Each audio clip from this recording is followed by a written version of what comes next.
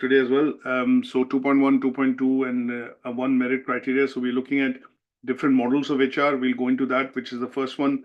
Then we look at how these models can be implemented, depending on the structure, type of the organization, and what kind of advantages and disadvantages these models have when it looks to when we look at the area of implementation and following some of these models to set a strategy within the organization.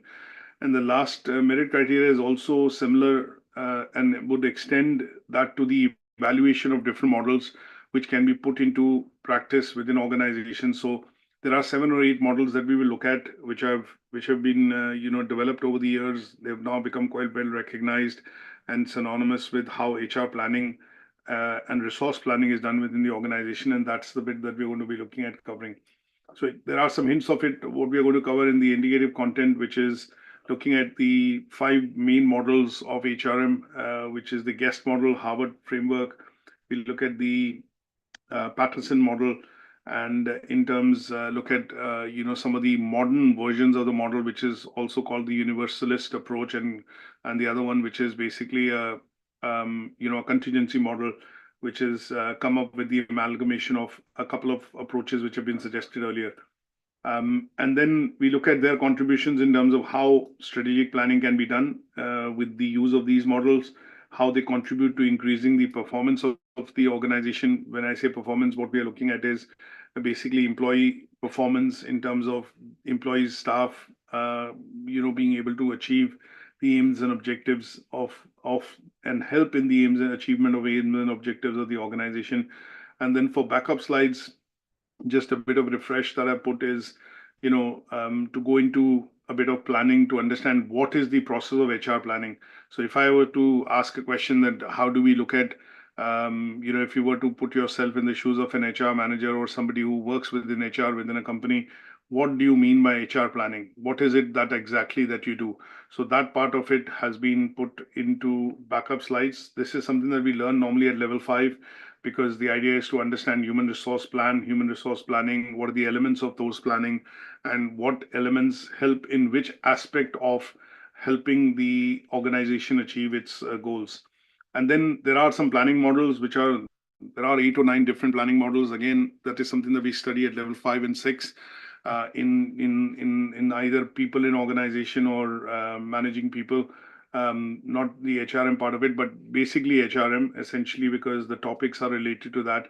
And once you know how to do an HRP, which is human resource plan, you then look at using some of the models which will allow you to fine tune the plan to be able to implement depending on the size, scale, the number of employees within an organization.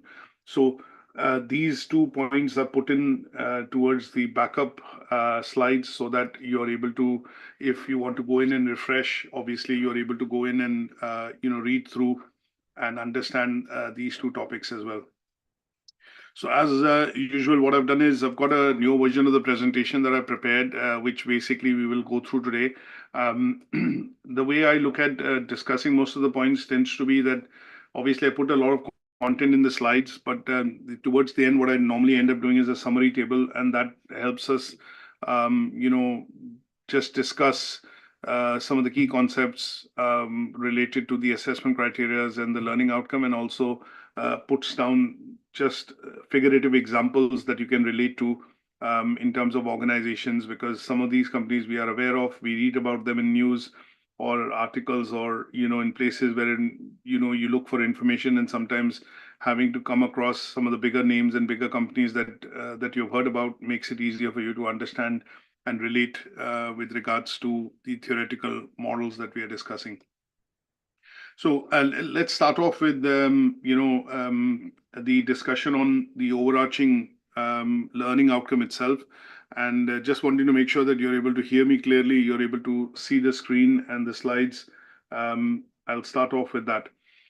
So the main bits that we want to look at, if I do again with the clutter in terms of the words, what we want to look at is understand what are the contributions the HR side of things makes in strategic planning of the organization. That is the main part that we want to understand in terms of the crux of this learning outcome. So we know there are different departments within the organization. You have sales, marketing, administration, operation. If it's an engineering or a organization which is in manufacturing, you would have manufacturing, procurement, engineering departments. You have customer services, and you have the management in general as a board, or say for example as a head office organization.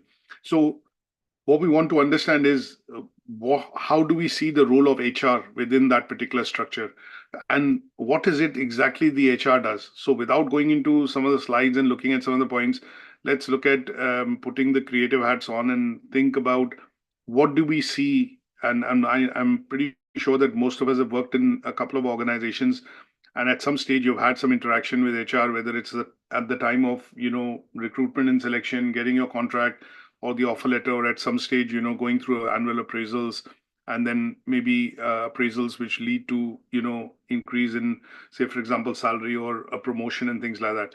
So if we look at what is the role essentially, if in two or three words we have to essentially say, okay, if I talk about sales, if I talk about marketing, if I talk about operations, administration, we understand what is the key bits that they do, but what is that role which HR plays within the organization.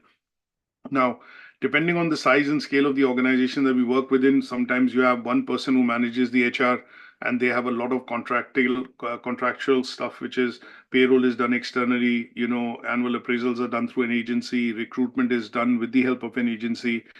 Sometimes even trainings which have to be done, you invite different agencies or organizations to come in and do that annually or quarterly or 6 monthly within the organization. But the person who's actually working within the HR, if it's a 1, 2, 3 man team within an organization, they would essentially be managing this with the help of a lot of contractors or external organizations.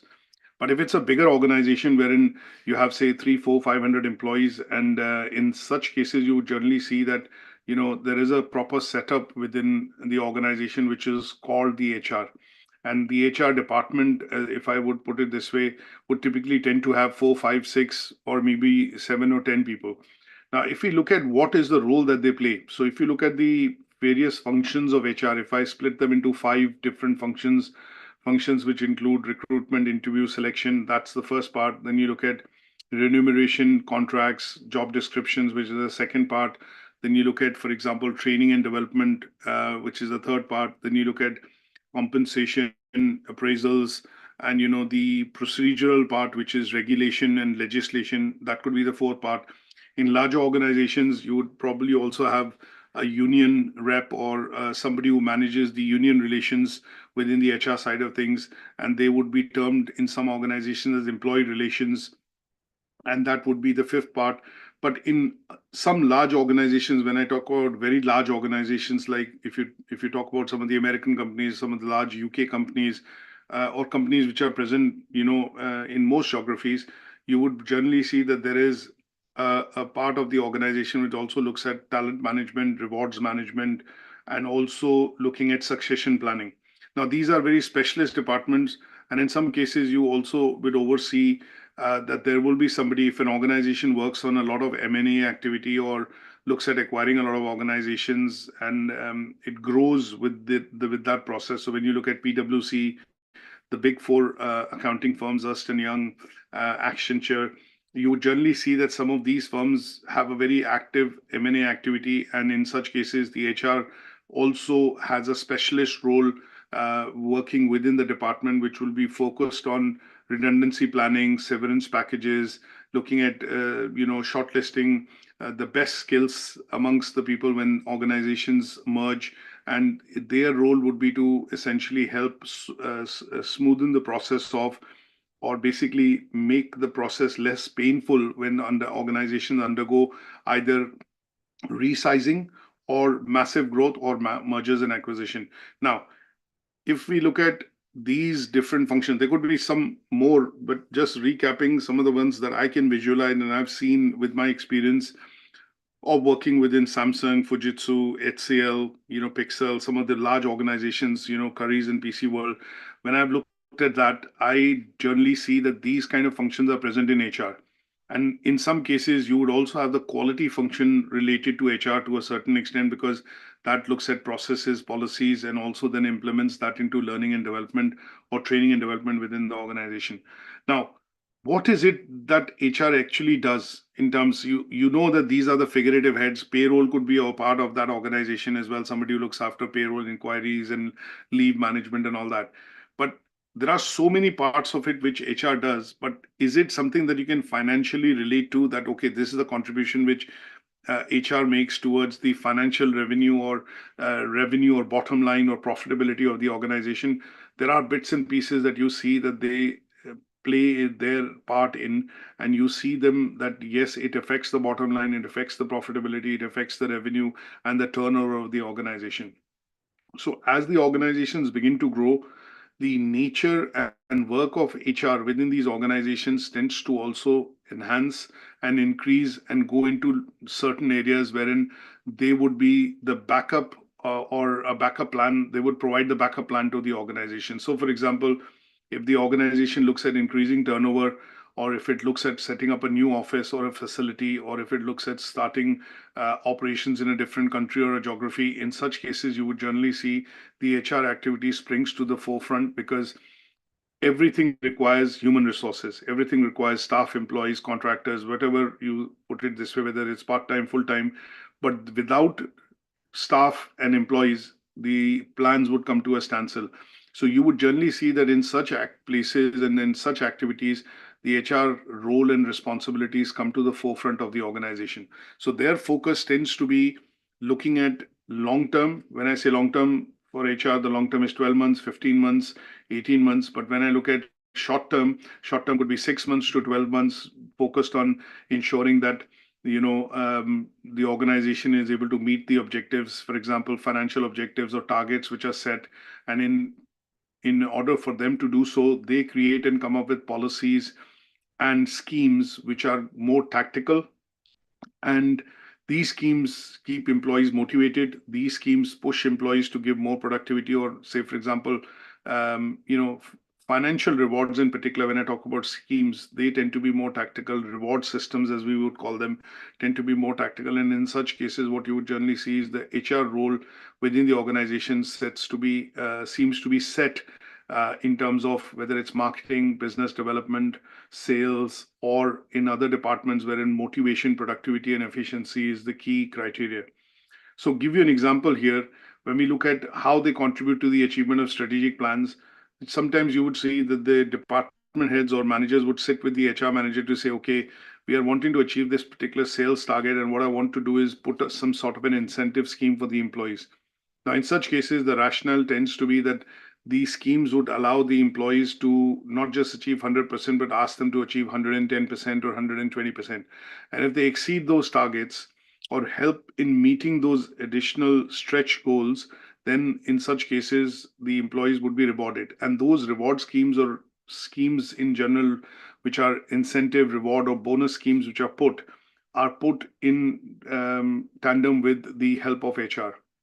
They are documented, where the budgeting comes from. For example, what kind of incremental, targets would those schemes provide to people?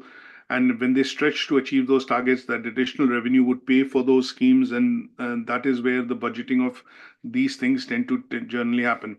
Sometimes you would see HR would, for administrative departments or people in the back-end operations, you would see HR would organize, say, for example, get-togethers or day outs, which typically tend to be serving as motivation, for employees who work within back-end operations, supporting the front-end teams who are in contact with customers. And in such cases, you would generally see, again, incentive and reward schemes, employees day out, or, trips to Alton Tower, or in some cases, annual trips abroad, holiday trips, which are sponsored, or in some cases, cash incentive or bonuses. In larger organizations, management and senior people in the management would get what is called the ESOP, or employee stock option plans, if revenue targets and market share targets are met. So these are bits that HR puts in place in conjunction with the management or maybe heads of department.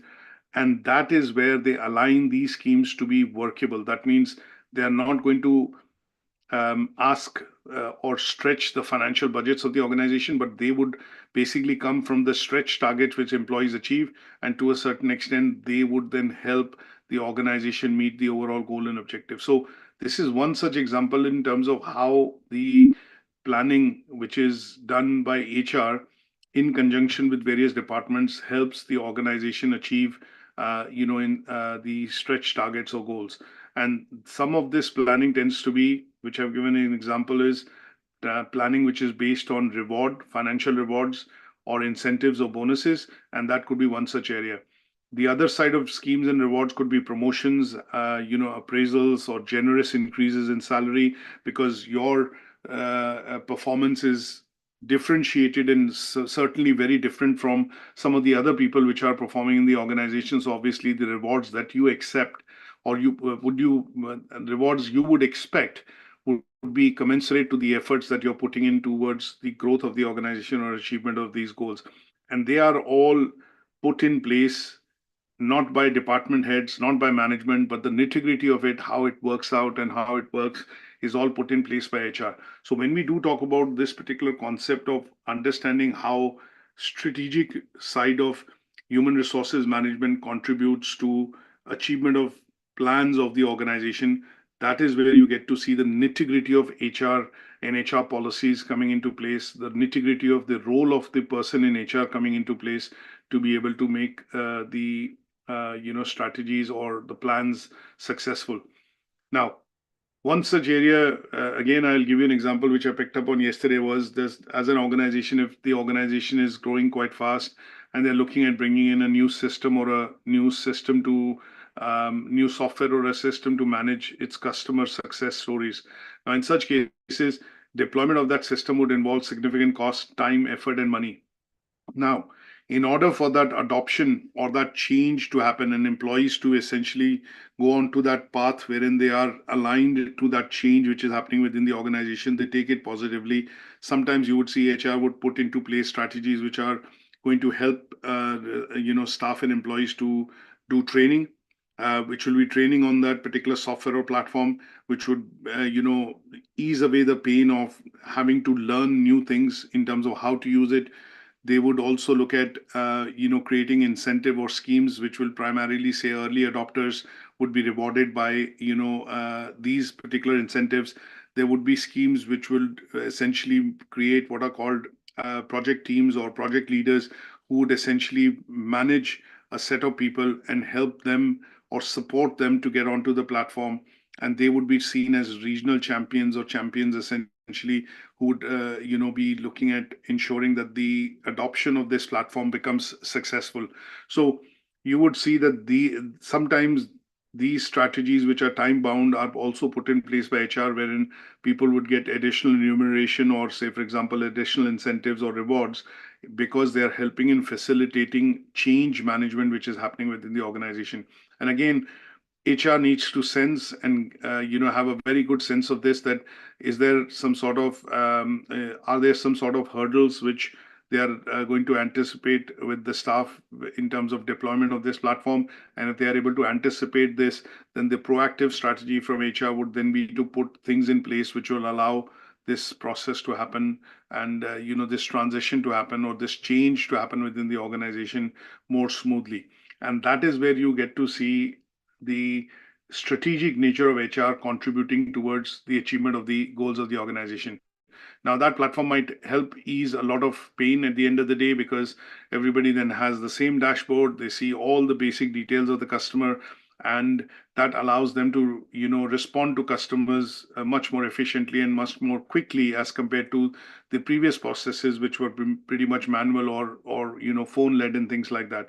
So this would look at maybe operational efficiency within the organization might not be directly linked to revenue or increase in profitability or turnover of the organization, but operational efficiency is another area which HR would look at in terms of helping the organization achieve its goal. Because if the employees are productive, they are able to perform activities and take on more activities within the time frame in which they are allocated, then that certainly would contribute towards the achievement of the overall goals of the organization. So this part is what we want to understand in this particular learning outcome, and we can take a lot of different areas of human resource activities, which could be related to recruitment, training, performance management, talent retention, long-term goals of the organization, and how does the HR align job descriptions, roles, and responsibilities in relation to the business strategy which has been set by the management,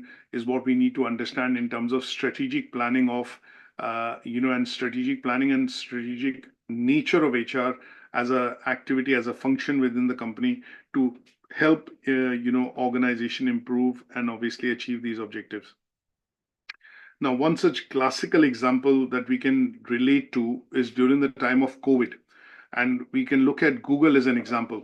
Now, it was the first company which came forward, and obviously because of lockdowns and uncertainty about COVID, it was the first American company which came forward and basically said that they would sign a blank check. When I say a blank check, I don't literally mean a blank check, but what they did was they came up with a policy wherein they gifted employees, all the employees in the organization, $1,000 to say that, okay, if you needed to now work from home and you need to get some infrastructure in place like a table, a PC, a Mac or whatever, they signed a check which allowed each and every employee to basically work from home. And in such cases, what the HR realized is that because of this nature of the pandemic, which would mean that people would not be able to come to office and work, they came up with a policy. Obviously, in Google, it's already there, but they came up with further enhancing the flexibility to work policy to allow employees to work from home.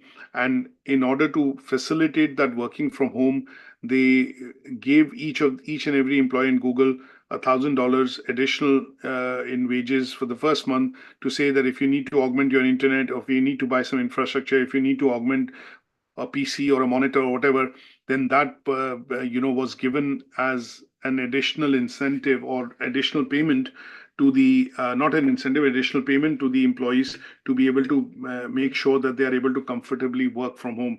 And this, what did this do? This basically minimized the disruption to Google operations, even during the pandemic, and it allowed employees to flexibly work from home. And that is where we get to see how HR steps in, comes up with a policy or refines a particular policy, comes up with a strategy, and then looks at how can we, deal with this situation, and with the buy-in from the management, then implements it very quickly to be able to ensure that, people are able to work and work from home. And this minimizes the disruption of operations, for the organization. So in terms of the 8, 9 functions that I've listed, I have created 1 or 2 slides for each of these functions, when you look at how does it help in, putting these plans in place, which then allow, or I would say put in place these activities or initiatives in place, which then allows the organization to improve its, achieve its plan. So one is improving organizational performance. Talent management is one of them. You have a supporting organizational change and transformation. So in some cases, the example of implementation of a system like CRM, the HR would facilitate, trainings, and obviously ensure communication, and, let's say handouts or newsletters, which would essentially allow people within the organization to pick up, and obviously act as guidance documents to be able to, then adapt that technology or that change, which will allow them to become, or deal with customers more productively. Then you look at driving innovation and agility, which is sometimes in organizations which are working towards bringing out innovative products and services. Then in such cases, HR pays a lot of focus on, driving innovation and agility in the organizations, which is where they look at various teams, they look at various people, and then they identify that there are, say, for example, within the organization, a specialist talent. And in those cases, when they recognize that talent, they then create resources around or provide resources around that talent to be able to work through on those newer ideas or newer approaches, which would allow the company to bring out innovative products or services for its customers. And this could be a deployment which the HR does on a very long-term basis. So it could be 2 years, 3 years, 5 years, and 10 years. And we get to see them in companies like Apple, IBM. When companies do file patents, you would see that some of these employees who work as data scientists or in different roles related to the organization, but generally working on long-term strategies. That is where the HR would be supportive of helping these employees to drive innovation within the organization. Retention and employee engagement is another example wherein if it's a very large organization with very set operations and the same set of mundane activities which happen, you generally see the HR's role there is to look at engagement and interaction and that engagement and interaction with the staff employees within the organization, because it's a huge organization. Their role would be essentially to look at optimizing certain HR side of policies and processes which make it easier for staff to work and give the output as far as performance in the organization. So sometimes you would generally see that they would want to work in and work with employees and introduce initiatives which would reduce employee turnover. That means less and less employees wanting to leave the organization. So they'll work on things like compensation, remuneration, job rotation.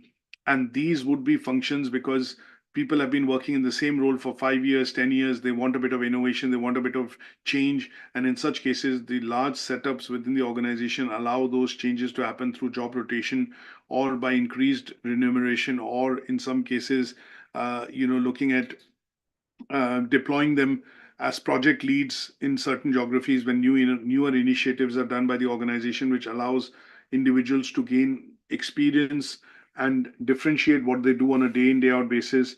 And in such cases, the focus is primarily on retention and engagement with employees to ensure that they are able to retain, staff within the organization.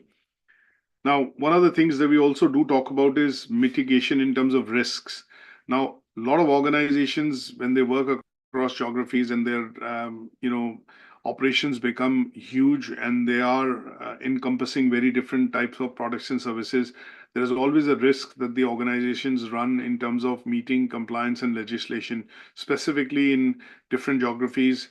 And in such cases, you need to have what are called HR champions, and these people would essentially within the department, very clearly work on some of the changes, and they are quick to spot what are the changes which are happening and how these changes would affect the organization.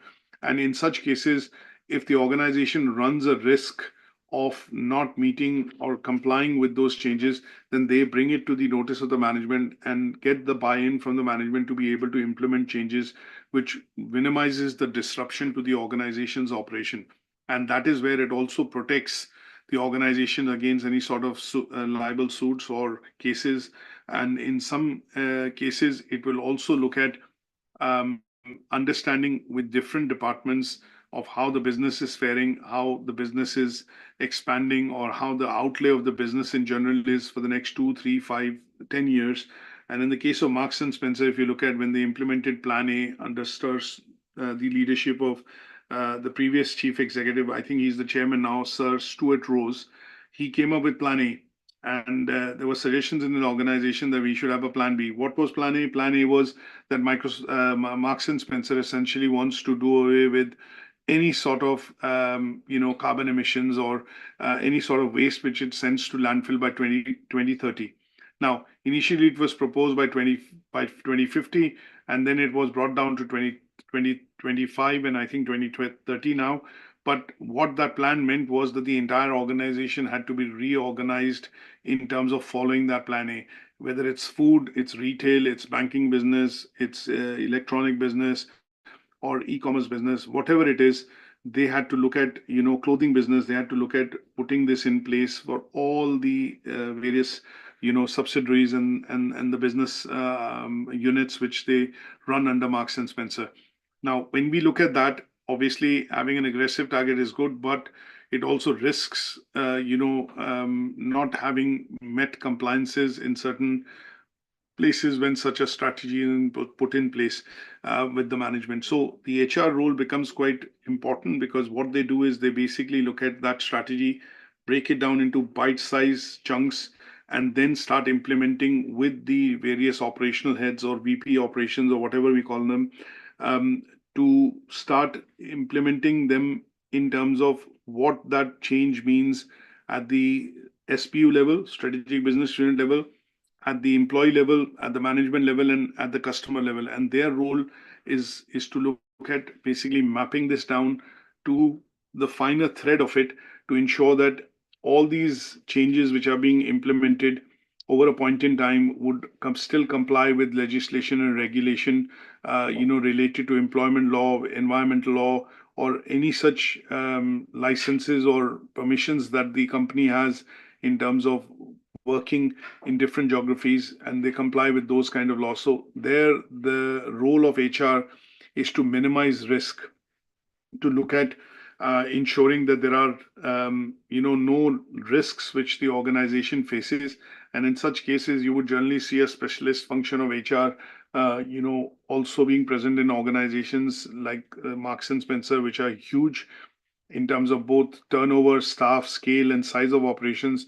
They would be essentially looking at having risk consultants within the HR role, and their role would specifically be to look at ensuring that there is absolute compliance with all the regulations and legislations where the company operates.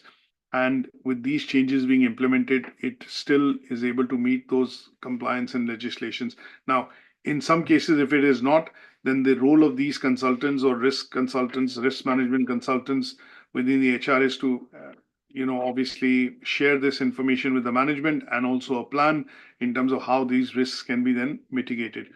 So you would look at lots and lots of different functions of HR. We do get to see them in all organizations, but depending on the size and scale of organizations and how big the HR role is, or how big the department is, and how many employees are there, you would generally see that this particular role pans out and helps in the achievement of the long-term plans of the organization. And sometimes you look at, if organizations become too big, like IBM or some of the other organizations, and when they say the word that elephants cannot dance, then in some cases, restructuring, downsizing, and redundancy side of things also tend to happen. When you look at economic downturns, in particular, the financial crisis of 2007 and 8, you look at COVID in 2021 to 2022. And in such phases, the role of HR becomes important because they need to be able to manage redundancies, severance packages, look at economic downturn, and optimize the utilization of human resources. And in some cases, they come up with this particular strategy of saying, okay, we need to make so many staff redundant because the organization is not meeting the targets, it is not bringing in that much of revenue or business. And in such situations, the organization needs to survive, and the survival instinct of the organization tends to be that they need to downsize, they need to look at workforce planning. And in such cases, when you have large situations like, or big situations like the global pandemic, or you look at the economic downturn of the financial crisis, in such cases, in order for the companies to survive, HR has to come up with difficult strategies, which will look at, golden handshakes, voluntary redundancy schemes, laying off employees, or in some cases, even closing certain offices, regional offices, operations, because they are not viable for the company, at that point in time. So they tend to be the set of things which HR essentially works within the organization, whether it's a one-man team or a 100-man team, depending on size, scale of the operations of the organization. These various kind of roles would be performed by somebody who works within human resources department, and they would be contributing towards somehow helping the organization, meeting the long-term goals in terms of achievement of targets or goals of the organization, whether they're qualitative or quantitative goals. Is that okay? Any questions on this? Yeah, it's okay. Can I add one thing? Yes, go ahead. Sometimes, for example, I'm not being from the HR department, but when they are trying to find people from the market, we need to poach people out to the market, because I am in my peer group in the market, so they tell me, talk to those guys and bring them. Absolutely. That is one of the strategies which HR also employs when we look at recruitment and selection. And sometimes when you have to get the best talent, there are various strategies that they look at. They headhunt that talent within the organization, and sometimes they have to look at giving a higher remuneration, or obviously making adjustments to the policies within the organization to say that if we want the best talent or the best person to bring in this transition, or to handle this transition, we need that person. And in such cases, even policies sometimes are thrown out of the window, and they would implement what are called guerrilla warfare and tactics to bring the best resources in to work on that role. And this reminds me of an example, which was a treaty which was signed between Apple and Microsoft when they were, they are still competitors, but when they were competitors in terms of bringing out the operating system in the early 80s and 90s, Steve Jobs and, Bill Gates signed a treaty saying that Apple will not hire employees from Microsoft and Microsoft will not poach employees from Apple. And these kind of large treaties now are also in place with Oracle, Salesforce, and some of the other organizations which are competitors, fierce competitors in the market. But management sometimes looks at doing these, let's say, written, adjustments or pacts which allow, the organizations to retain their talent. So these are things which obviously HR in some cases, tends to do. When you look at Google employees, a lot of Google employees, when they've left the organization, they've created, very successful organizations or innovations. And some of these, are attributed to the fact that Google, management blames the HR to say that they've not been able to retain the talent, and they should have been able to do so. And this would have actually come out of the Google, let's say the stable, rather than they independently going out and obviously creating. And that is where sometimes they also feel that they have an innovative product or a technology which they want to bring out, but the budgeting is not available. There is no executive sponsor from the management, and that sometimes leads to demotivation. And that is also one of the things which HR needs to pick up when you have large organizations and lots of employees working, and people are working on what is called innovative technologies. And if that thing is not bought in by the management, or the buy-in is not there, you would generally see that in such cases, people will end up leaving the organization.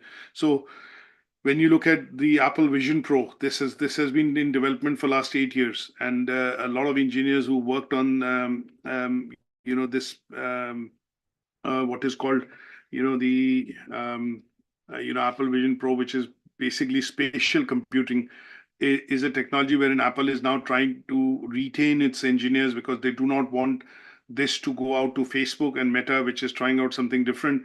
And that is where the role of HR tends to be, that, okay, how do we attract the best engineers or best people, even from competition, what you've said, and they would come in and help drive that innovation and agility in the organization much more quicker than obviously what they anticipate. So I am a very avid fan of Apple, and I get into lots of reading for it. I know that they hired up to 6,000 engineers, and this is now about 6 or 8 years back when Steve Jobs passed away, and Tim Cook hired, and they said, we'll bring out a car. Now, whether they're working on actually bringing out an electric car, or they are bringing out a system which will actually be working on the car, that's a mystery. But there are over 6,000 engineers from GM, Ford, lots of different companies which were hired, and they are working on an Apple OS for the car. Now, in some stage, or in some of the coming years, there would be a significant announcement which will happen, because obviously some of these bits have had the wind from within the company, and obviously now there are leaks or confirmed reports that yes, Apple has hired a lot of car engineers, and it's working on something which is going to be coming out in the future, and that would be a OS for the cars. So Apple OS, which will basically, allow lots of things to happen. But, as of now, it's under wraps. And obviously, this is related to the fact that when they hired the best engineers, they would get in touch with management, people who are in the same field, and they'll say, okay, why don't you talk to your colleagues, or, your peers and your competitors, and see if they can be brought into the organization. So yeah, this is one of the strategies definitely which you see, companies adopting, and HR plays a role in that, because sometimes they cannot initiate this directly, and in some cases it happens through, because know the competition in the market. I know who my competition is in the market, and we speak to each other sometimes. And the idea is to try and keep a tab on what they are doing, and you try and hire the best possible talent. So that is something which is a given. Absolutely. Ronan, quick question, if you don't mind. Yeah. Just thinking about the positive things that you mentioned in the last part, employee retention, engagement, things to support change. I wondered what your view is on Elon Musk and X, Twitter, because a lot of the stuff you hear in the news since Elon took over the company was quite sort of negative stuff. So, like, employees can no longer work from home, and very dissatisfied, senior managers within the company. If I just wondered what your take is on the whole X story, with regards to these kind of plans. Well, if you look at Elon Musk in particular, and you look at what kind of leadership style and traits he brings into the organization, he is termed as a rebel. He is somebody who speaks his mind out. He's somebody who has very different personal values with regards to conventional leaders that we see in the market.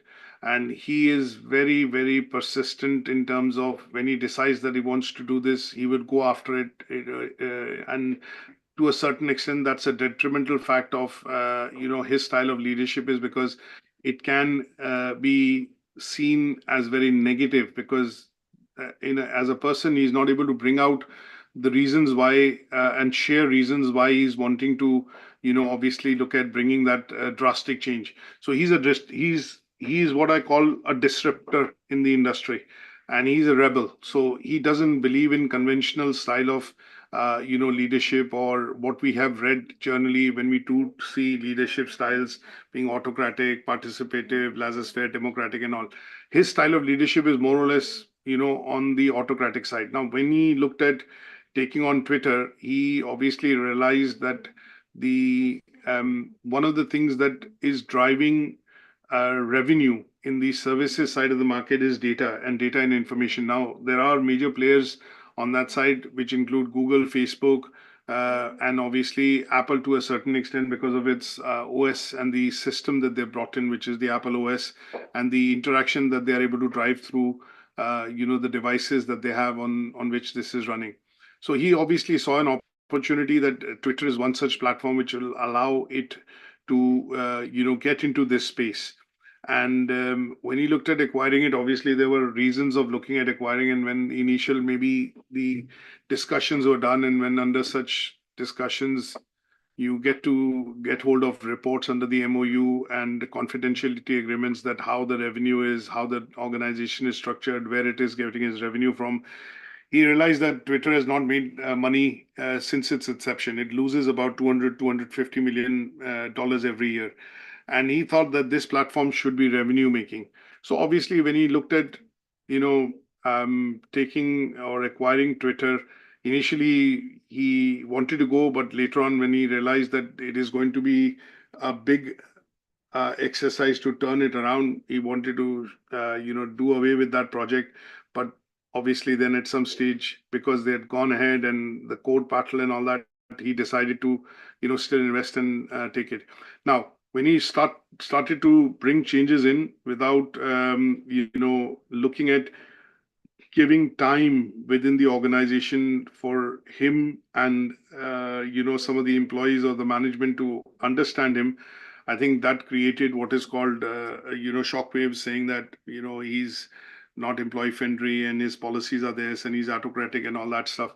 But because from personality point of view, he's extremely decisive. He's got a strong work ethic in terms of working on projects which are futuristic. When you looked at Tesla, when you look at SpaceX, and he also has some plans for Twitter, but obviously these have not been put out into the open.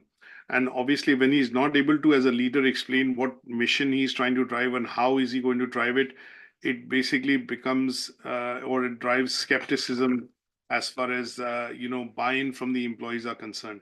So he ended up creating bigger problems than probably solving it. And I think now he's settled down with somebody who's been brought in as the CEO, and he's given his directions, to the management to say, okay, I want these changes to be seen in the organization, but I do want to see these changes. And he's given a bit of a time.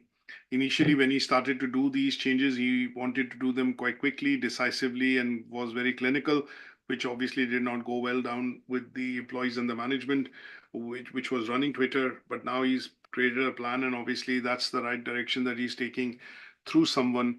Obviously these plans have now been explained in terms of why he wants to look at turning it around into a profitable entity, and why data as the data which it creates. I think there are 1.4 billion tweets which happen probably every week, and he feels that this is a good platform wherein this platform will allow him to get into a space wherein, as a company, as an entrepreneur, he hasn't been into that space, and this would allow him to, as more and more information is being consumed through social media, he feels that this is a right step, and that is why I think he took that step and he bought that company. But in terms of the changes that he wanted to bring in, maybe the changes that he is trying to bring in were quite quick and quite sharp, and did not give enough time to existing, management and people within, or employees within the organization, to take note of that. And that is where there was, a lot of pushback on things that he was trying to do. But now, with things, I would say, stabilizing slowly and gradually, I think we would see newer innovations coming out from Twitter. He wanted to introduce a Twitter handle, which was that you pay for a service which will cost you $7, a month, but that would say that your identity and your account is basically, verified, because he feels that, a lot of accounts in X now were fake accounts. So they were created. So he wants to put some sanctity around when Facebook says that they have 3.2 billion users. How many of those are active users or active accounts, or not fake accounts? So when Twitter claims that they have 250 or 300 million users or 400 million users, he felt that a lot of these user accounts are fake. And in order to give sanctity to information that is put out using Twitter, he wants to give it a bit of credence and reliability. And he introduced certain initiatives, I think, or bits that he wanted to do, but without the buy-in of the management and obviously the staff. So there's a transition plan that has to be put in place, although his leadership style does not, does not make it evident. But now that he's put that in place through the leadership and the management team he's put in place, would allow, hopefully, these to come to fruition maybe in the next couple of years. So I think she's settled on somebody called Linda Icario. She is now the chief executive, and he has nominated her because she's come from NBC Universal and has backgrounds of dealing with media and obviously media related streams, to be able to turn Twitter around in terms of what he feels he needs to do with this company, and create a space for his organization to disseminate information, and obviously sound bites, whatever it is. It's a long discussion, but yeah, it's an interesting one. But that's my take on it. Interesting. Thank you. Good stuff. So let's quickly go into some of the 2 or 3 assessment criteria that we want to look at. One is the different models of strategic HRM that we want to understand. Now, there are 5 different models. These 5 different models have been proposed over the years. They've undergone a lot of refinement, and they are now accepted, within the industry. Now, one of the first models that we want to talk about is the best practice model. Now, this is a model which basically assumes that the policies of HRM can be universally applied within any organization. So it is assuming that most organizations would have employees who are motivated, who are committed and loyal to the organization, and they are loyal towards achieving the goals which are set for the organization. So in some cases, this model does not work, because you would have people with varying different types of motivations and reasons of why they want to work and how they want to work. So commitment, motivation, and productivity tends to be variance or varied in terms of how employees and at what level they work, what compensation they get. So this universalist approach, which is now identified as a best practice model, tends to generally work in larger organizations wherein the processes are set, policies are set. So if I talk about Unilever, we talk about organizations like Tesco, Marks and Spencer, they would follow this universalist approach, because when they do look at recruitment and selection, they try and get the employees into those places which have the skill set, competencies, and they are motivated to join the company in general. And that is where you would find this particular model being applied by HR. Then you look at the fit approach model, which is also called the contingency model. Now, here, what we look at is the organizations. In some cases, when I look at, I would put it this way: when you look at startup organizations, they look at this particular model, which is contingency model, because what they do is their business strategy is still evolving, and because of the industry or the area they work in, what they would want them to do is basically, as the organization grows, they want flexibility in the HR model to adapt to those changes which are happening in the organization. So this is the exact opposite of the universalist approach, which basically says one size model does not fit all organizations. And here, the HR policies are firmed up on the basis of what the organization strategy is and how the external environment is actually helping shape the organizational strategy. So here it is focused on the needs and wants of the organization. It's a proactive approach wherein you would generally get to see this working within small companies or startup companies, and that would be the contingency model. Now, we look at the Harvard model. This is the first model which basically came about, and it was the first model which was proposed, in HRM. And this came about in the early 1940s, when from personnel management after industrialization, world wars, people started to look at the concept of managing resources. And this particular model, when it came out, focuses on the soft approach of managing human resources. That means employees in particular. So it looks after things like employee welfare, looking at providing resources to employees, focusing an emphasis on the fitness and health and safety and other aspects of employee well-being, which allows them to feel secure within the organization. And because employees feel secure within the organization, then it puts into place the processes like rewards, like retention policy and development, which allows employees to perform and obviously contribute towards the goals of the organization. Now, this particular model is also a model which is normally, again, seen in organizations wherein HR processes are quite well established. The organization is quite well established in terms of its business and its sector. And in some cases, there is very little employee turnover within the organization, because the employees feel safe and obviously feel wanted, and they feel that they are there are enough things which the organization does to take care of their welfare within the working environment and provide them a good working environment. The guest model is a model which is also sometimes termed as high commitment model. Now, here the focus is on flexibility in terms of providing flexibility specifically to employees to be able to work. Now, this particular model you will get to see in organizations which are mostly software-led organizations or organizations which are customer services oriented. So you look at Facebook, Google, LinkedIn, such organizations wherein high amount of credence is placed on the outcome the employee actually provides. So the HR and the organization is not too worried about how the employee works, what they do to get the output, but they are more keen and interested in understanding the output which the employee is able to provide at the end of it. So this particular model focuses on the let's say the commitment of the employee. When an organization employs the guest model, what they want to look at is they want to get the best possible talent, the talent which is highly passionate, motivated, and committed to the cause of joining the organization, and obviously looking at contributing towards the organization goals. And in order to do so, the organization is quite flexible in terms of its HR policies, and the main focus tends to be that it would provide all possible resources and let's say required resources for the employee to be able to work within that environment and contribute towards achieving the goals. So flexibility and employee commitment tends to be the key part of the guest model. Now here, you would generally see this model also being employed within the organization, within the middle to the top management of the organization, because that is where the employee retention is required.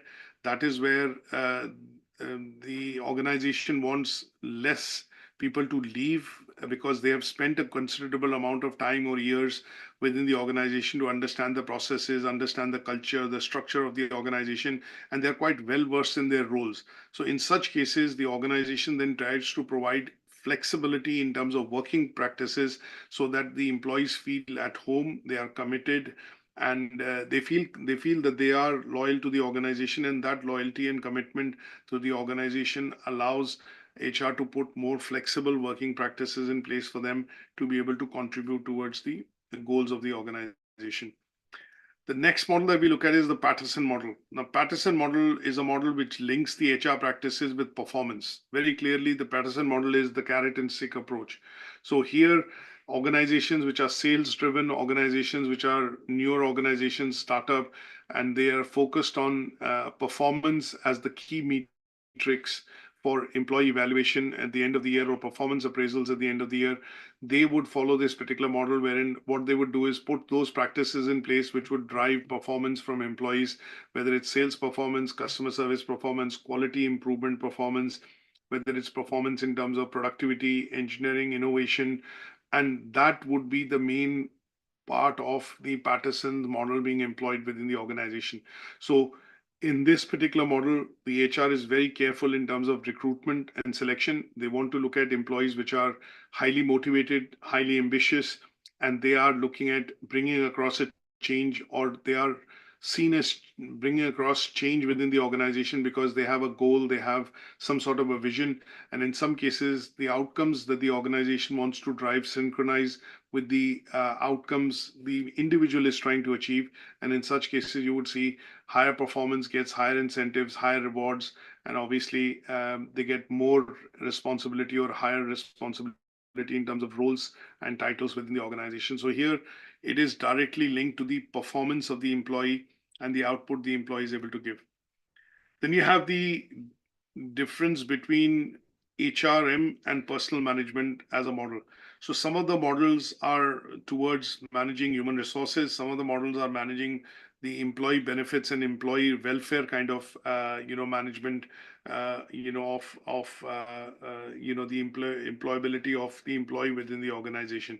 So when we look at these two aspects, what we are looking at is that when we do talk about personal management, it is mostly reactive, and that means when you look at large number of people working within an organization, if something causes disruption, then the HR steps in, or the person within that department steps in to solve that problem.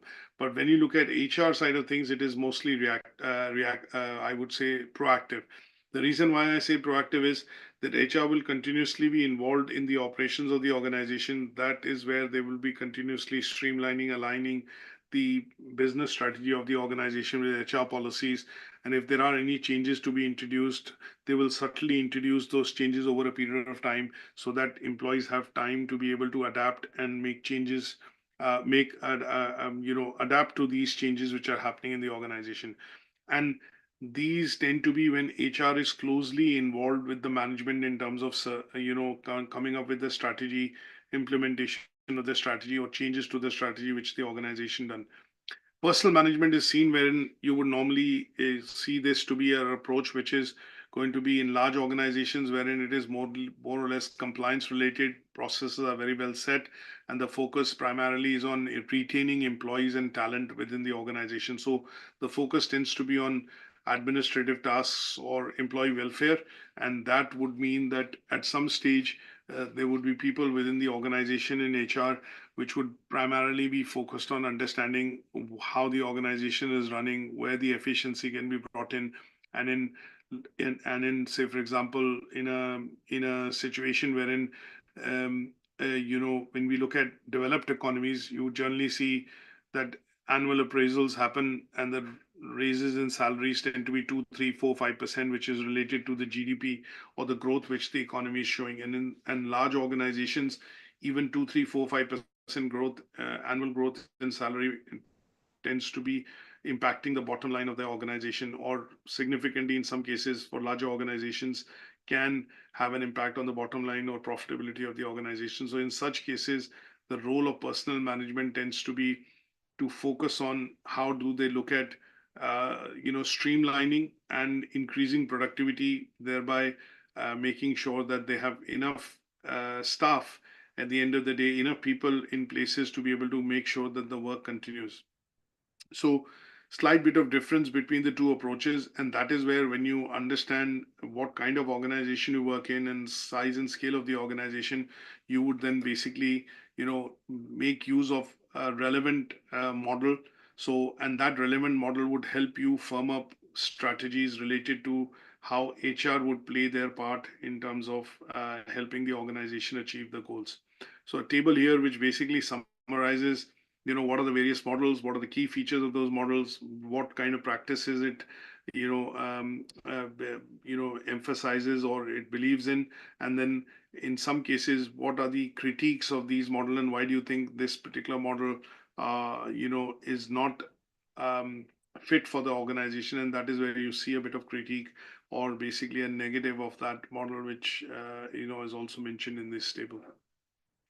So depending on the various approaches that you would want to take in terms of how HR policy and strategies develop in line with the business strategy of the organization, a particular model can be implemented, and you would see some overarching implementation of these models. Even if you're not aware of as an HR person, your approach would be basically applying any one of these models within the organization, whether it's based on incentives, whether it's based on performance, whether it's based on the universalist approach, or if it's a startup concern, then generally you would see that that kind of HR model is implied or applied within the organization, because that is the most optimum model for the organization at that point in time. You would see some of these models being applied in larger organizations, or combination of these models also being applied because of the way the size and scale of operation actually works within such organizations. So any questions on this so far?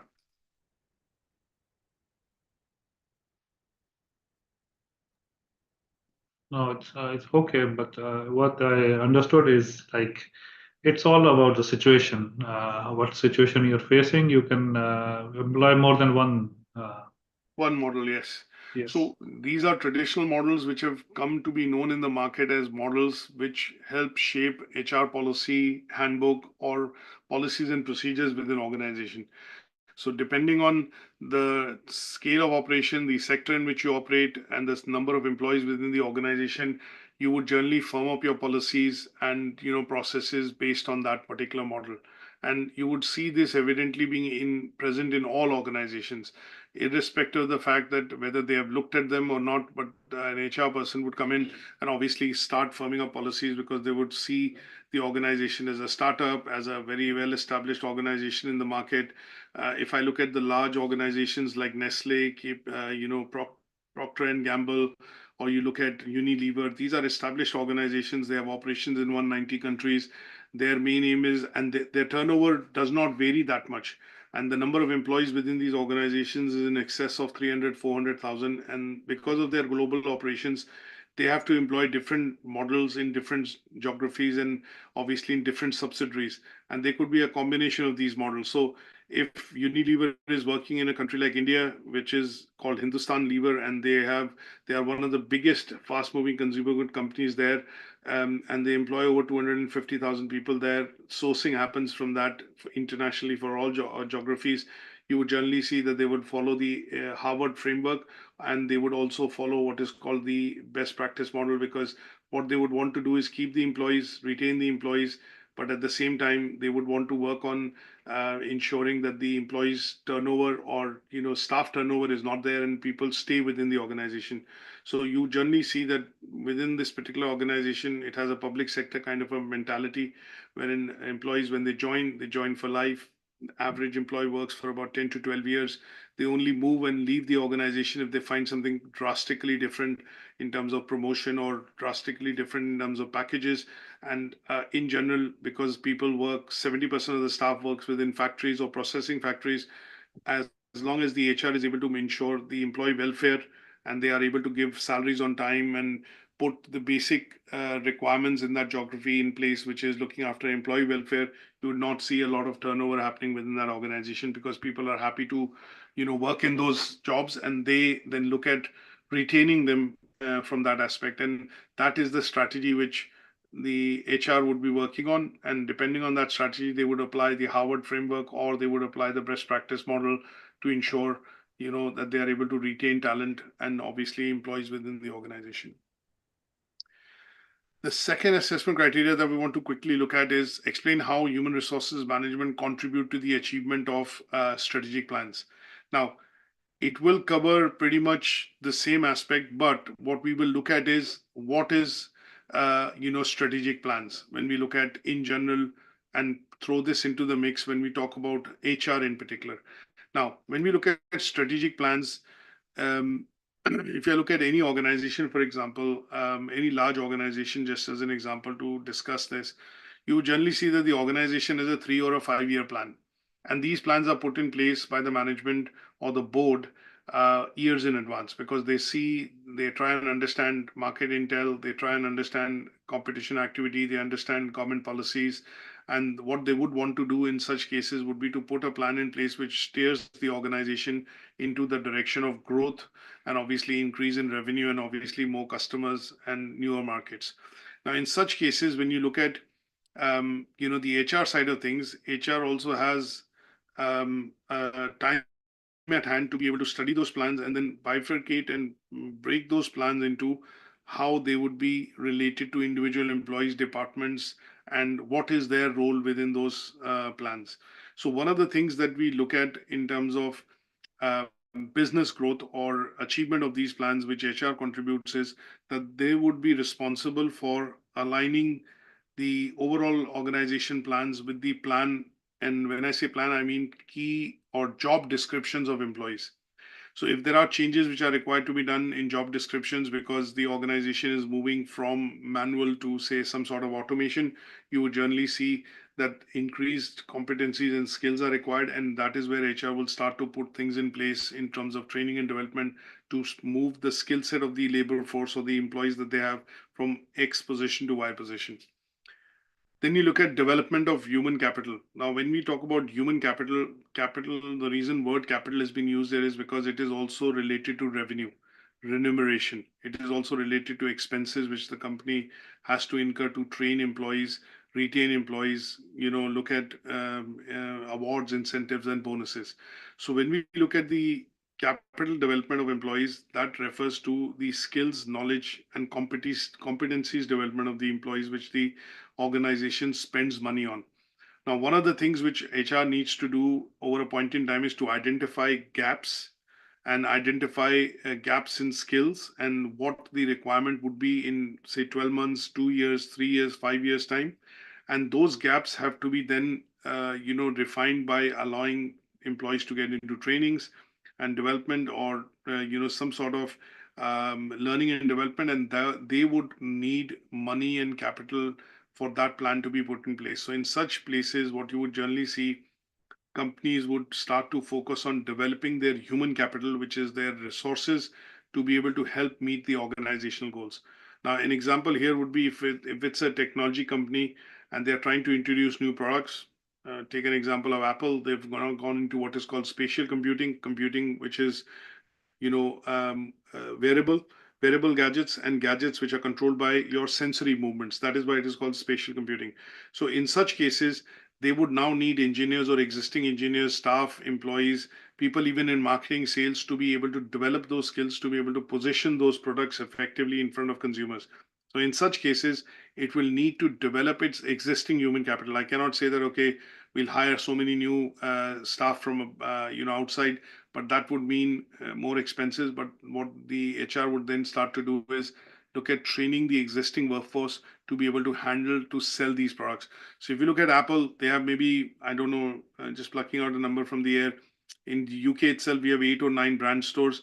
Assuming if we extrapolate that to about 80, 90 countries, you'd probably have about 1,000 outlets, across. Now, if in each outlet about 50 people work, which are basically sales associates, you would generally look at that the HR side of things would need to develop capital. That means they would need to develop employees to be able to, within those set of employees, not all 50 would be trained, but maybe 10 to begin with, or 20, or half of the employee workforce would need to be trained to understand what is spatial computing, how to position it, how to sell it, how to talk about advantages, and what are the usages and benefits of that, to the consumer. They would need to do this training. That training would happen through by deploying resources, and that would mean that they are reskilling, upskilling, and building competencies within their existing staff. Then we also look at business support services. We look at managing business contraction and reduction. In some cases, if the operations of the companies are not going well in a particular geography, you would look at downsizing, restructuring, or reducing the scale of operations. One good example that I can give is in the recent years, we have seen a number of products which have disappeared from the market. So if I go back to the 90s, typewriters essentially disappeared. With the coming in of smartphone, we see digital cameras more or less disappearing. You see the traditional photographic film camera disappearing, Kodak. Now, when these kind of trends tend to happen, HR plays a very important role, and the management and the HR have to spot these changes which are coming into the industry using market intelligence report from Gartner, IDC, or if it's tech products, these companies. But there are lots of other agencies which keep a track of this. If I look at retail, it's Avatar, Intel. You look at lots of these done in Humvee. They are these companies which basically keep track of these developments which are happening and trends which are shaping up the industry. So in such cases, when you look at the role of HR becomes important because they need to gauge that trend, look at how it will affect the company, and to a certain extent, it is done by the management in the organization, but the implementation of that is essentially down to the HR in terms of implementing that particular change. Then we look at adapting to changes in business function. There could be managing relocation and moving sites. One of the major things that you look at if a company looks at moving office from London because it's become too expensive now in terms of real estate, and they look at moving the offices or operations of the company to a different location outside London, to Reading or Milton Keynes, for example, or Hemel Hempstead or St. Albans, that would mean a substantial disruption to existing employees, the business, the travel times and commutes and other bits. Now, that would also mean there would be some attrition of employees within the organization. A lot of them would not want to travel and relocate to another location just because company is looking at saving expenses or bringing down the expenses that it spends on a particular location. But in such cases, the role of HR would become important because they will need to start mapping out how employees would look at relocating. If a relocation package needs to be given, are they open to it? If not, then some of them would look at leaving the company, so manage redundancies, and then also get into the process of recruitment and selection. Now, there are lots of different points that you can discuss. One is responding to technological impacts, looking at navigating the labor markets if there are changes happening in terms of government policy and legislation, which would mean that the HR would need to look at those changes. You look at traditional organizations wherein HR is focused on increasing efficiency, workforce utilization, streamlining of processes, and increasing productivity. That would also be another area wherein you would look at how they would contribute towards the planning side of things by reducing the overheads which the organization has as far as manpower overheads are concerned or employee overheads are concerned. And then also in some cases looking at budget reductions.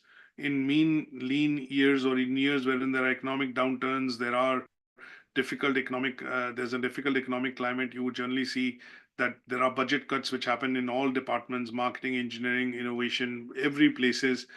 HR is no exception to it, and there would be cuts in that department as well. So sometimes you would see that they would be said that please minimize your expenses on utilizing external contractors or agencies to do some parts of the work. So in those cases, HR brings those functions in-house in terms of recruitment, selection costs, and shortlisting costs, which is one of the bigger,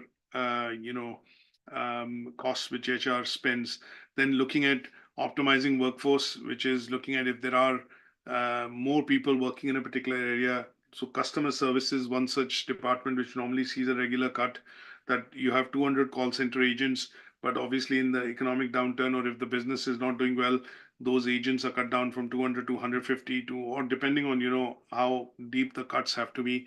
And this allows the organization to save money, reduce the hit on its bottom line. And to a certain extent, sometimes when organizations bring some of these functions in-house from agencies, things like social media marketing, or for example, customer services department, or in some cases recruitment and selection, then HR would be playing their part in terms of helping reduce the overheads which the organization wants to do, or make cuts to overall from a perspective of reducing the expenses it spends, or has overhead it has, as far as the organization is concerned. So there can be a lot of different aspects which HR will contribute to, in terms of sometimes optimizing, rationalizing, reducing, whichever way we put it, the expenses within the organization. And these are the various ways in which that will happen. And obviously, at some stage, the management would make a decision, but which department, and who's the person who will actually start to go in and start to implement these changes, put these changes into place, that will be done by HR. It will not be done by marketing. It will not be done by sales or business development or administration or operations. This role, or this particular part of the role, will essentially be down to the HR part in terms of, implementing these changes. And that is what we need to cover in this particular task. Is that okay? Any questions on this? Right. Yes, Raman. Go ahead. Go ahead. Sorry, you mean, Ali, do you mean to ask a question?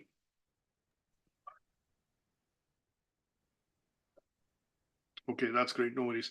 So let's look at the last part, which is evaluate different models in preparing strategic human resources management plan within an organization. So here, some of the models that we have looked at from a point of view of business strategy and the HR models, what we want to be able to look at now is models which are going to help us in preparing and implementing the plans within the organization. Now, there are lots of models.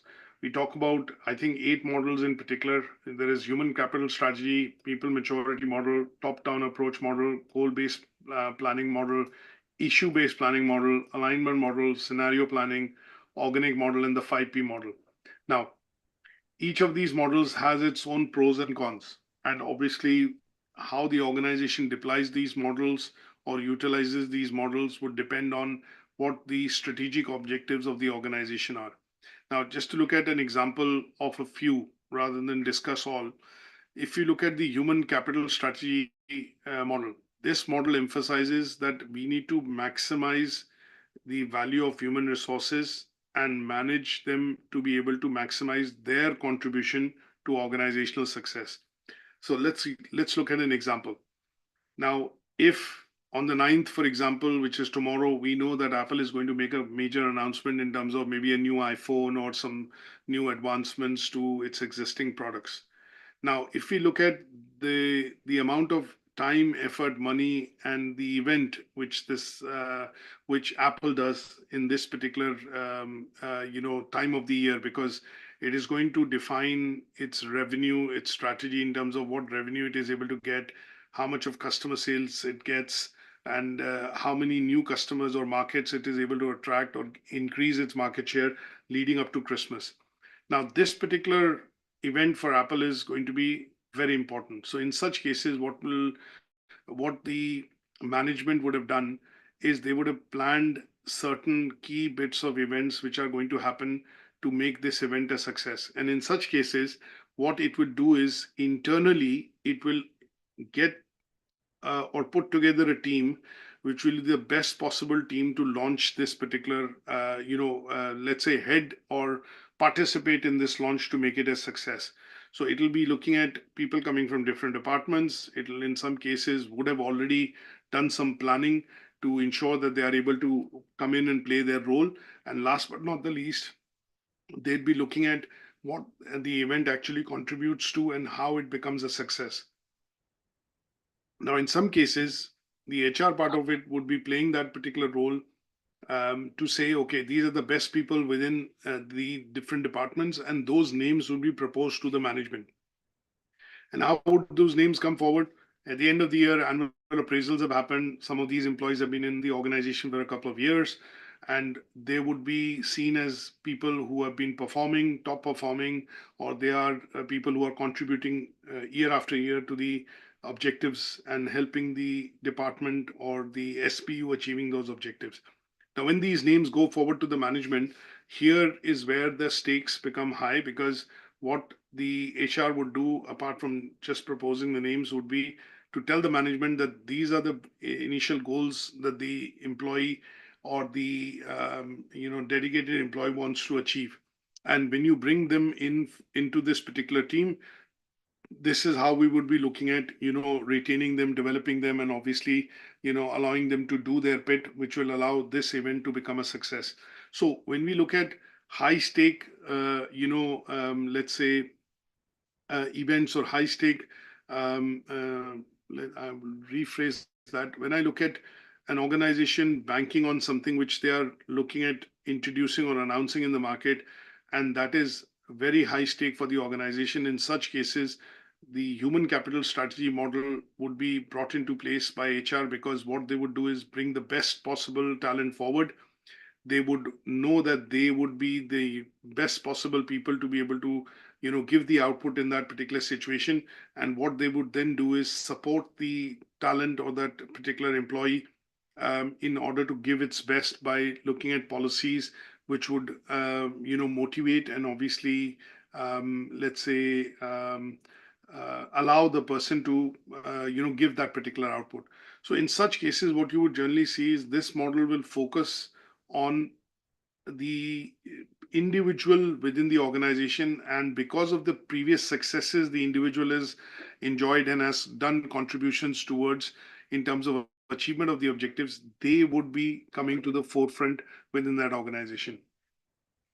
Now, there are other models that we also look at, say, for example, people maturity model, top-down approach model, and all these models again would be utilized in different situations depending on the objectives of the organization. Now, one such model that I want to also look at is, say, for example, the 5P model. Now, the 5P model within organizations focuses, when we say 5P, it focuses on philosophy, policies, program, practices, and processes. So here, this model proposes that there is a comprehensive framework of HR policies and strategies which aligns with the organizational goals. And here, the HR is always trying to, draw and create policies which are going to meet the vision and vision of the organization. These policies will be oriented towards, following, or for example, the objectives which are set within the organization. The policies would help implement those objectives within the organization, and the processes within those policies would complement and essentially help move the organizational vision forward, or the mission of the organization forward. So when they create those policies and when these policies are implemented within the organization, the philosophy part of it will match the organization's core value and mission and the belief the management has in the organization. When I look at the policies, they would be helping the employees make the correct decisions, and a decentralized decision-making process is normally seen in such organizations. So decision-making is regional or at a particular level, and the policies provide very clear guidelines. Policies and procedures provide very clear guidelines on how this decision-making process is to happen. The flip side of this is that the organization also has employees which understand and clearly understand the gravity of the responsibility that they have, and the responsibility which they enjoy, or the let's say the power in decision making that they have and they enjoy, also gives them the let's say, they also have I want to put it across as that when we look at people with responsibility, they also understand why they have been given the responsibility and how they have earned this responsibility over the years by making the correct decisions, following the organizational policies and procedures, and always contributing towards, the growth of the organization. And then we look at other elements of it, which is program. So HR defines clear objectives, and there are practices that they would expect employees to follow, which are normally given in the employee handbook or some sort of a induction onboarding when it is done for the employees. So in large organizations like Unilever, if there are people working within factories or Nestle or Kraft, you generally see they have a dress code, and that is a dress code which everybody has to adhere to. And that is one of the practices which allows people to be identified easily within various departments, because there are a large number of people working within the organization. So this 5P model that we look at in particular, talks about having a strategy by HR wherein it basically aligns with ensuring that the organizational goals, objectives, the vision of the organization, the policies and processes which are there, all are related and promoting, let's say, the ideological framework of how the employees would work and be managed within the organization. So when we look at evaluating these different models and we talk about why these models are important from a point of view of preparing HR plans, is because what we need to do is identify the type of workforce that we have in the organization, the size and scale of the business, the sector in which the business operates, and what are the long-term, short-term and long-term plans of the organization. Now, if you understand these 4-5 basic parameters, then it allows you to bring in a relevant strategic model to implement, which would align all the policies, processes, and the business plans with the organizational strategy.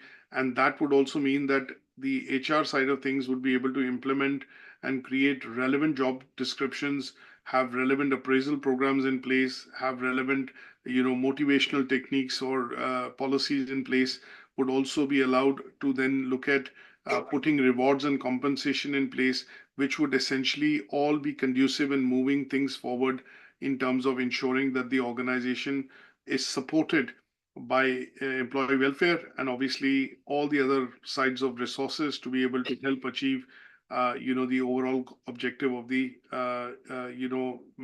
organization, whether it's yearly objective, quarterly objective, or long-term objective.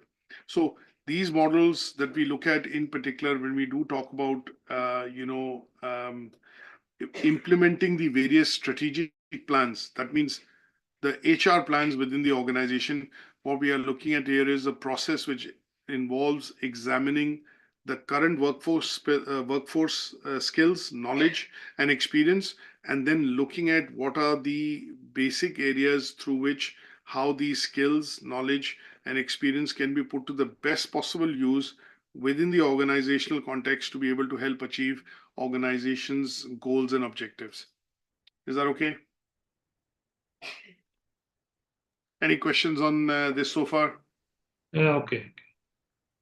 No questions, Raman. I have to say the PowerPoints are very good in terms of sort of summarizing everything we need to learn. You mentioned yesterday the additional resources on the Moodle. So obviously over the next sort of week, I'll be looking at the first and the second LO in a lot more detail to try to get some background knowledge and also some real life examples to start to make life of this. The 3 books that are on the portal, the Ashish Malik, Joseph Marty Kocher, and the John Bratton, you mentioned yesterday that you could highlight some chapters that relate to the LOs 1 and 2. If you could provide that sort of early this week, that'd be very, very helpful. So in the books that you have to look at, basically, if you just pick up the first one, which is there, and what you would normally do is go into the headings of the chapters, and they would give you very clear indication of what you would need to look at. So, for example, when we are discussing the models that we've discussed today in the learning outcome, they're all covered in chapter part 1. But obviously, they are covered across a couple of sub chapters or topics within that particular book. So these chapters would be more or less self-explanatory. You might not need to read all of them simply because, for example, if I look at design and implementation of HR strategies, this is something which is what we have covered today in the last learning outcome. So you might have to go into and read some of these chapters, but they would be very clearly defining why you are looking at reading. And that is why one of the reasons why we've done is we've shortlisted those books wherein most of the content in these books are relevant to what we are actually studying. So the theoretical models that we have covered is part 1. The 2M1 in particular, which is the 9 different models that we are studying in terms of how HR helps in implementation of the strategy, is basically given in part 2. And then when we look at case studies and examples, they would be, given normally towards the end of the book, because each of these models and what they have covered would essentially come across, as examples of case studies which are given in part 3. So this particular book in general would cover learning outcome 1 and 2 quite effectively. And then the other book that you have, which is primarily the strategic compensation part of it, is the book that you would probably read for learning outcome 4. So learning outcome 4, reason being, we have to look at developing a human resource plan. And in that human resource plan and strategy that you need to develop, you would need to understand how do we look at various aspects of the planning part of it, which is related to compensation, remuneration, reward management. And some part of it is, this book is all about, compensation. So obviously all the chapters are useful, but what you would need to do is basically go and pick in and read some parts of it which will be related to our learning outcome.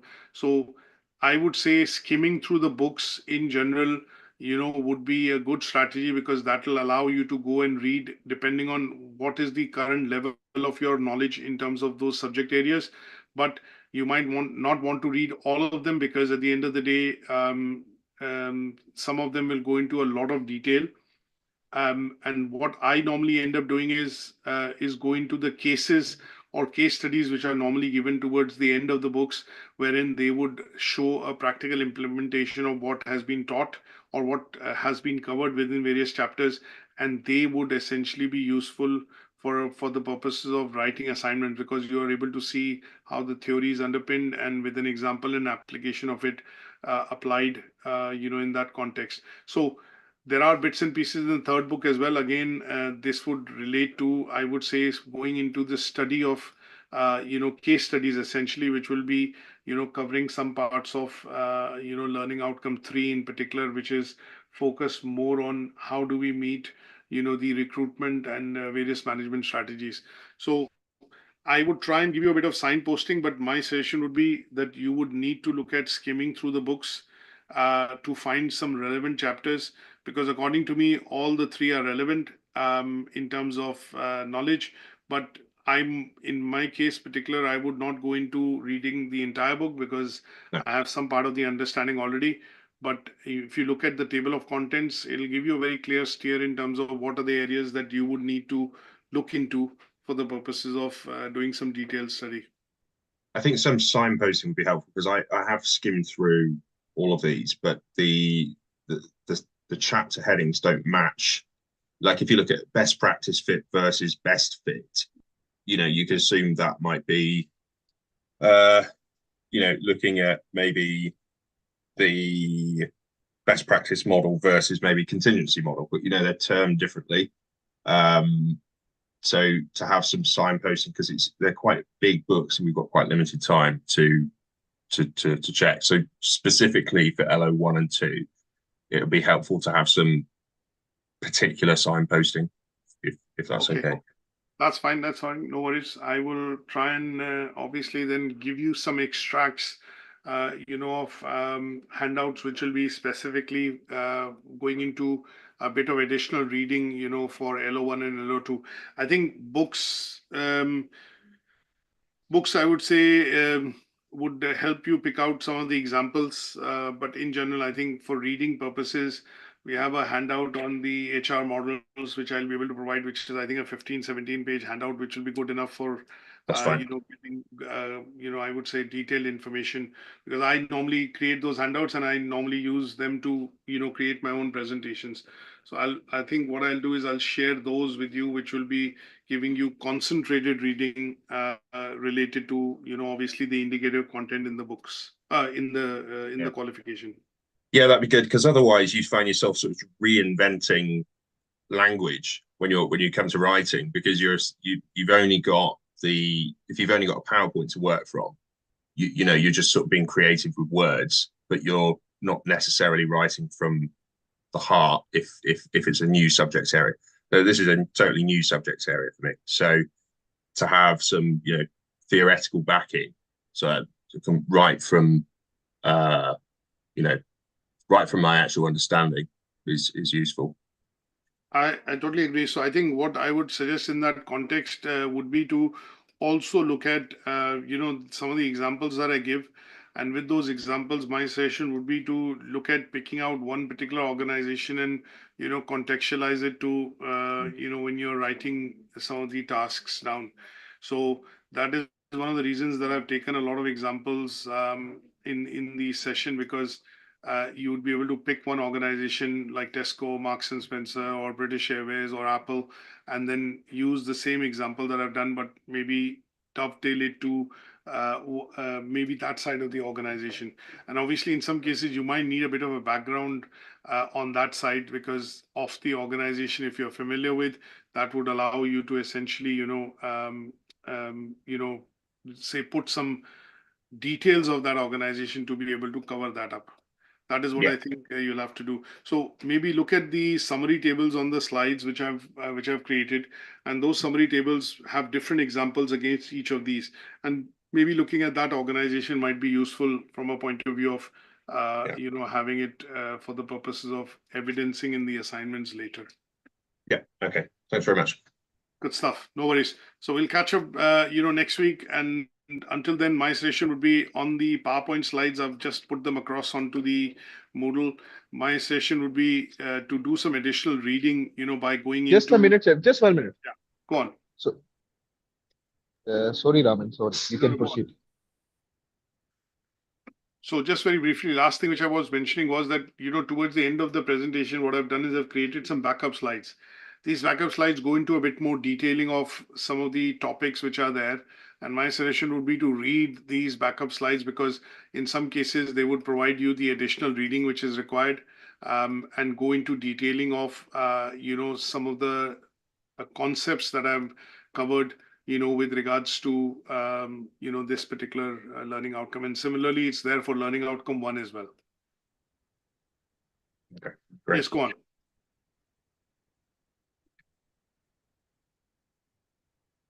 Sorry, you were asking some question, Asad. Go on.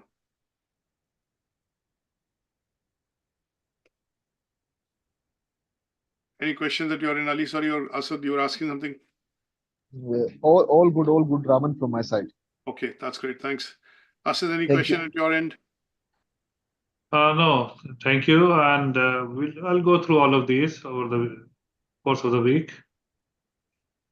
That's Sure. okay.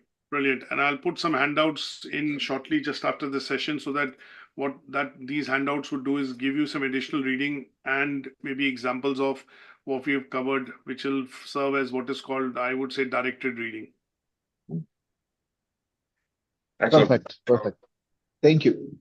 No worries. Thanks for joining today, and hopefully I'll catch up with you next week for the discussion on LO3 and LO4, and then enjoy the rest of your day. Thank you, Raman. Thanks very much. Thank you. Thanks. Yeah.